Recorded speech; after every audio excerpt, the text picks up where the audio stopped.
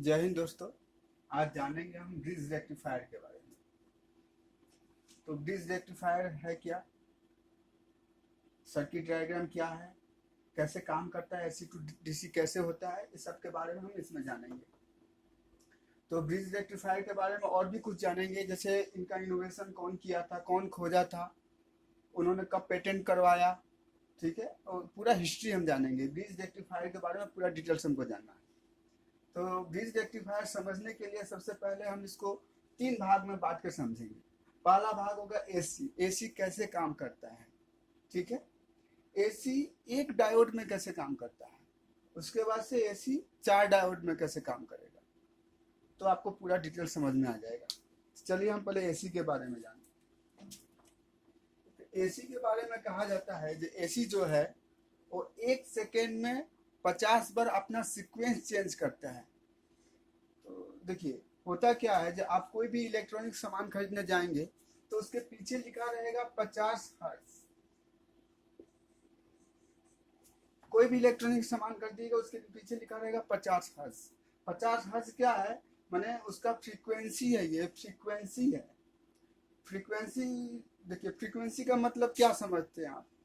जैसे फ्रीक्वेंसी का हम एग्जांपल दे रहे हैं, जैसे कोई शांत पानी है, तालाब हो या कोई गड्ढा के किनारे चले जाइए, एक पत्थर उठा के उसमें पानी में फेंकिएगा। पानी में जब आप पत्थर फेंकेंगे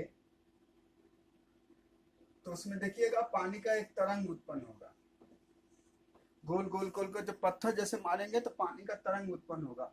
गोल गोल गोल गोल करके चारों ओर वेव उत्पन्न होते होते वो किनारे तक जाएगा। तो एक सेकेंड में जितना बार तरंग उत्पन्न होगा वो उसका फ्रीक्वेंसी होगा। जैसे जैसे पत्थर फेंके, जैसे पत्थर फेंकने के बाद से गोल गोल गोल गोल करके तरंग उत्पन्न होते गया शांत जल में, तो तरंग उत्पन्न होते गया। तो एक सेकेंड में अगर चार उत्पन्न हुआ तो 4 हर्ट्ज हुआ। उसी तरह ये इसका जो फ्रीक्वेंसी है एसी का, वो एक सेकेंड में 50 हर्ट्ज होता है। 50 हर्ट्ज क्या, जैसे ये एसी का दो तार जा रहा है, एसी का दो तार जा रहा है, तो इसमें अगर इलेक्ट्रॉन यहाँ से जा रहा है तो होल यहाँ से जाएगा, और होल यहाँ से जाएगा तो इलेक्ट्रॉन यहाँ से जाएगा। ये जो चेंज करके भेजेगा, कभी इलेक्ट्रॉन यहाँ से भेजेगा तो होल यहाँ से भेजेगा, कभी होल यहाँ से भेजेगा तो इलेक्ट्रॉन यहाँ से भेजेगा। तो होता क्या है कि ये जो चेंज करने का तरीका है, एक सेकेंड में 50 बार ये अपना सीक्वेंस को चेंज कर लेगा। अपने 50 बार ये चेंज करके भेजेगा, कभी होल इधर से इलेक्ट्रॉन इधर से, कभी इलेक्ट्रॉन इधर से होल इधर से। ये चेंज करने का तरीका है 50 बार। तो इसमें माइनस प्लस दोनों, माने इसमें कोई पोलैरिटी होता ही नहीं है। इसीलिए जैसे ये दिखा रहे हैं हमारा सबऑर्डिनेट, जैसे प्लग है, देखिए किधर से भी देने पर ये चलता है। लेकिन वो डीसी में ऐसा नहीं होगा। डीसी में पोलैरिटी माने उसका पोलैरिटी डिपेंड करेगा। अगर आप उल्टा लगाइएगा तो सर्किट आपका खराब होना। तो फ्रीक्वेंसी देखिए बहुत बड़ा चैप्टर है, एसी भी बहुत बड़ा चैप्टर है, इसके लिए हम अलग से वीडियो हम बना देंगे। लेकिन अभी समझने के लिए हम छोटा सा एग्जाम्पल दिए हैं। तो एक फ्रीक्वेंसी मैंने ये 50 हर्ट्ज जो लिखा रहता है, कोई अडेप्टर टीवी कोई भी इलेक्ट्रॉनिक सामान खरीदेगा तो 50 हर्ट्ज, उस 50 हर्ट्ज का मतलब यही हुआ जो एक सेकेंड में 50 बार अपना सीक्वेंस चेंज करता है।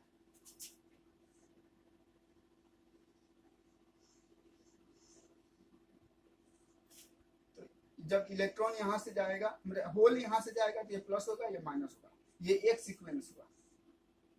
फिर जब यहाँ से होल गया, इलेक्ट्रॉन गया, फिर यहाँ से इलेक्ट्रॉन, फिर ये होल, फिर यहाँ से hole electron, electron hole, hole electron, electron hole, ये सब एक एक सीक्वेंस हुआ। 1 2 3 4 5 6 7 8 ऐसे करके एक सेकेंड में ये लोग 50 बार चेंज करके 50 सीक्वेंस अपना पूरा करता है। पहला स्टेप समझ में आ गया। पहला स्टेप के बाद दूसरा स्टेप ये समझेंगे जे एसी जो है डायोड में कैसे काम करता है। तो पहले से हम कुछ डायग्राम, कुछ थ्योरी लिख के रखे हैं। देखिए मेरा वीडियो लंबा होता है क्योंकि मेरा समझाने का तरीका कुछ अलग है और मैंने समय लगता है इसमें, हम चाह के भी छोटा नहीं कर पाएंगे। तो पहले से हम कुछ यहाँ पर लिख के रखे हैं, इसको मिटा दें। ये तो समझ में आ गया होगा एसी कैसे काम करता है। एसी के बारे में अगर विस्तार से जानना है तो अगर आप कमेंट करेंगे तो उसके लिए हम अलग से वीडियो बना देंगे। तो देखिए यहाँ पर लिखे हैं एनोड कैथोड। एनोड को हम समझने के लिए प्लस पकड़े हैं, कैथोड को समझने के लिए माइनस पकड़े हैं, ठीक है। तो यहाँ देखते हैं हम, जैसे ये आपका इलेक्ट्रॉन जो है कैथोड होते हुए एनोड की तरफ जाता है।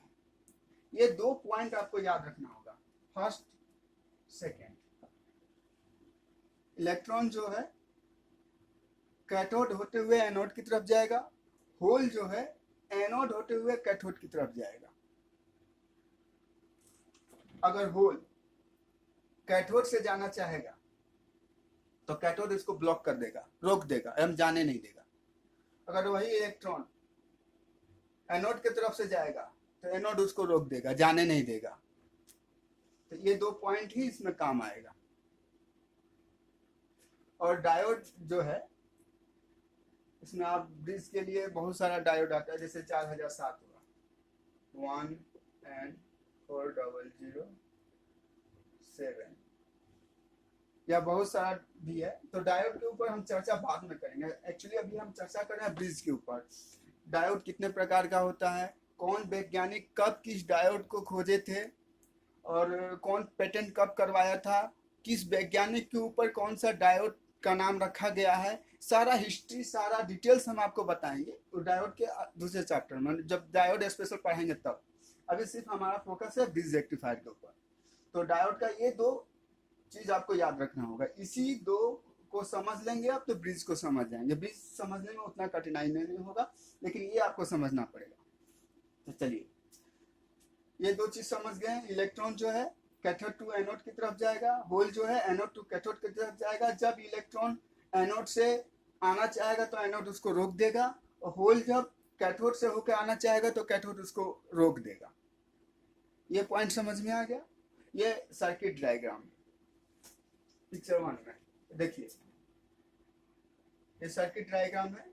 एसी टू डीसी ये कर रहा है, ठीक है। लेकिन यहाँ समझिए, यहाँ हम अलग अलग 3 सर्किट इसलिए बनाए हैं, 3 पिक्चर इसलिए बनाया है ताकि एक तो आपका ब्रिज का जो सर्किट है वो समझ में आएगा। जब ये सीक्वेंस चेंज करेगा तब क्या होगा, अगर मान लिया होल इधर से जा रहा है, इलेक्ट्रॉन इधर से जा रहा है, तो किस रास्ते होके जाएगा, इसलिए कलर अलग कर दिया है। अगर इलेक्ट्रॉन इधर से होल इधर से जाएगा तब क्या होगा, और होल इधर से इलेक्ट्रॉन इधर से जाएगा तब क्या होगा, दोनों के लिए अलग अलग है। तो पहले हम समझते हैं होल।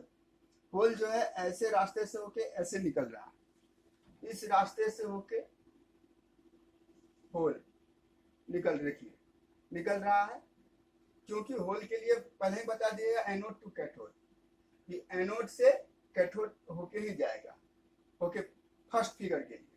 अगर इलेक्ट्रॉन इधर से जाएगा तब क्या होगा, इलेक्ट्रॉन के लिए क्या है कैथोड टू एनोड, कैथोड होते हुए मैंने ऐसे जाके घूम के ऐसे जाएगा। मैंने किसी भी हाल में इस सर्किट में किसी भी हाल में इलेक्ट्रॉन इधर ही आएगा और होल इधर ही जाएगा। पहला फिगर में ये। दूसरा फिगर देखिए, दूसरा फिगर में सीक्वेंस जब चेंज हो रहा है, होल इधर से था, इलेक्ट्रॉन इधर से था, अब इलेक्ट्रॉन यहाँ है, होल यहाँ है, तब क्या होगा। तब देखिए इलेक्ट्रॉन के लिए कंडीशन क्या है, कैथोड टू एनोड। तो कैथोड टू एनोड जाने के लिए रास्ता क्या है, ये है। तो ये ऐसे होके इधर निकलेगा, ये वाला ऐसे होके ऐसे निकलेगा। और होल जब है तो होल के लिए फिर समझ लिए एनोड टू कैथोड, यहां से होके किसी भी हाल में होल इधर ही आ रहा है और इलेक्ट्रॉन इधर ही जा रहा है, किसी भी हाल में। तो यही आपका ब्रिज रेक्टिफायर है। इसका ये थ्योरी मैंने हम जितने अच्छे तरीके से बता दिए हैं, तो ये वीडियो देखने के बाद आपको कोई कंफ्यूजन नहीं रहेगा। पूरा हम क्लियर करके बताएं जो रास्ता, ये अपना इलेक्ट्रॉन और होल अपना रास्ता कैसे बनाता है और ये डिवाइड कैसे हो जाता है। जैसे इसमें पोलैरिटी नहीं हुआ, इसमें डीसी में पोलैरिटी होगा, एसी में नहीं होगा। तो डीसी में अगर पोलैरिटी होता है तो फिल्टर कैसे करता है, एसी टू डीसी ये फिल्टर कैसे करता है, क्यों होल एक ही तरफ चला जाता है, इलेक्ट्रॉन एक ही तरफ चला जाता है, ये कारण है। ये 2 एकदम मुख्य पॉइंट है, इसको याद रखिएगा। तो पूरा सर्किट आपको समझ में आया, ब्रिज कैसे काम करता है, एसी टू डीसी कैसे फिल्टर होता है, ये समझ में आया। देखिए इसमें कुछ और भी पॉइंट है जो हम आपको बता दे रहे हैं। जैसे आपका ट्रांसफार्मर है, तो ट्रांसफार्मर में जो मेंस ट्रांसफार्मर होते हैं, जो आपका प्राइमरी वाइंडिंग एसी में लग गया, सेकेंडरी वाइंडिंग से बहुत सारा आउटपुट वोल्टेज निकलता है। कोई 5 वोल्ट, कोई 10 वोल्ट, कोई 48 वोल्ट, कोई 27 वोल्ट, 50 वोल्ट, ऐसे करके निकलेगा। तो प्रत्येक के लिए 5 वोल्ट जो 1 पेयर निकला, उसमें एक ब्रिज लगेगा, क्योंकि तो एसी वोल्टेज है, उसको तो डीसी में कन्वर्ट करना है। इसके लिए क्या होगा, वहाँ पर ब्रिज लगेगा। फिर जो एक पेयर निकलेगा 12 वोल्ट का, उसके लिए एक ब्रिज लगेगा, 48 वोल्ट के लिए एक ब्रिज लगेगा। तो ये ब्रिज लगा के उसको एसी वोल्टेज से डीसी में कन्वर्ट करना पड़ता है। ठीक है, अब बात आया ट्रांसफार्मर के ऊपर भी हम अलग से आपको वीडियो, आप जब तक कमेंट नहीं कीजिएगा किस चीज़ के बारे में टोटल जानकारी चाहिए, तब तक हम नहीं समझ पाएंगे। आपको कमेंट करना पड़ेगा कि क्या डिटेल्स चाहते हैं, किस चीज़ के बारे में। मेरा डिटेल्स पूरा एकदम पूरा अलग तरह से वीडियो होगा, और चाह के भी हम वीडियो को छोटा नहीं कर पाएंगे, हम शुरू में ही बोले। तो ये आपका हुआ पूरा डिटेल्स। अब आपको हम इसके हिस्ट्री के बारे में बताने जाएंगे। जो ब्रिज रेक्टिफायर आखिर किसके दिमाग में आया, कौन ऐसा इंसान था जो ब्रिज के बारे में खोजा, उसके ऊपर काम किया। तो देखिए, एक पॉइंट है आपका, जो इलेक्ट्रिक का काम करता है उसको क्या बोलते हैं? जी हाँ, इलेक्ट्रीशियन बोलते हैं। जो इलेक्ट्रॉनिक्स का काम करता है उसको क्या बोलेंगे? तो उसको बोलेंगे इलेक्ट्रोटोनिशियन। इलेक्ट्रोटोनिशियन। तो इलेक्ट्रोटोनिशियन एक थे करोल पोलाक, नाम याद रखिएगा, करोल पोलाक, जो 1895 में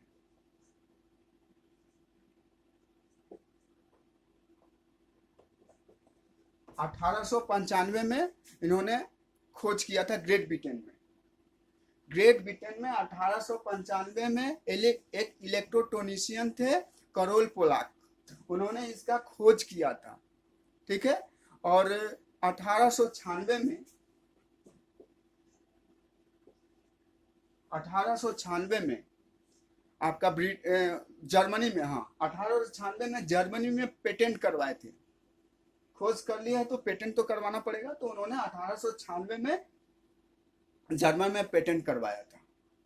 तो ब्रिज का तो खोज हो गया, लेकिन एक इसके ऊपर, ब्रिज के ऊपर एक क्रांतिकारी कार्य किया गया। कब? आपका था 1950 में। देखिए, जो भी इलेक्ट्रॉनिक्स का काम करते हैं या कभी भी सर्किट हाथ में आया होगा तो देखे होंगे वहां पर ब्रिज का डिजाइन अलग अलग है। कोई पतला लंबा करके है, माने हर डिजाइन अलग है। जो ब्रिज के बारे में जानते हैं वो उनको मालूम है कि ब्रिज का डिजाइन अलग, हर सर्किट में पहले से डिजाइन के लिए बड़ा ब्रिज, छोटा ब्रिज, डिजाइन अलग अलग है। तो ये ब्रिज का रूपरेखा तैयार किया गया था। कब? 1950 में। जो कौन सा ब्रिज किस साइज का होगा, वोल्टेज, क्योंकि देखिए एक चीज है कि ये सब वोल्टेज में सब ब्रिज काम नहीं करता है, अलग अलग वोल्टेज के लिए अलग अलग ब्रिज बनाया गया। तो ये सारा काम जो एकीकरण का काम हुआ, एक प्रारूप दिया गया ब्रिज का, वो कब दिया गया? 1950 में। ठीक है, ये पूरा डिटेल्स तो समझ में आ गया। हाँ, और आप किस विषय में जानकारी चाहते हैं इसके बारे में कमेंट करके बताइएगा। लाइक कीजिए, सब्सक्राइब कीजिए, शेयर कीजिए, बेल आइकन दबाना मत भूलिएगा, ताकि ऐसा पूरा डिटेल्स में आपको पूरा जानकारी मिले। और मेरा जो यूट्यूब चैनल है वो है engineer R Srivastava, engineer R Srivastava. जाइए सब्सक्राइब कीजिए, वहां पर आपको जो भी डिटेल्स मिलेगा पूरा समझा के पूरा डिटेल्स में मिलेगा। देखो, मेरा वीडियो लंबा होगा, लेकिन हम हड़बड़ करके जल्दी से छोटा करके ऐसा काम नहीं करेंगे। शुरू से अंत तक देखिए, आपको पूरा हिस्ट्री के बारे में, उसका हर एक चीज के बारे में हम आपको इसमें बताए हैं।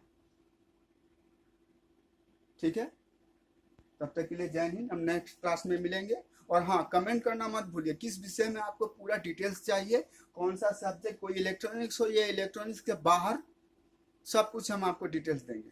तब तक के लिए धन्यवाद।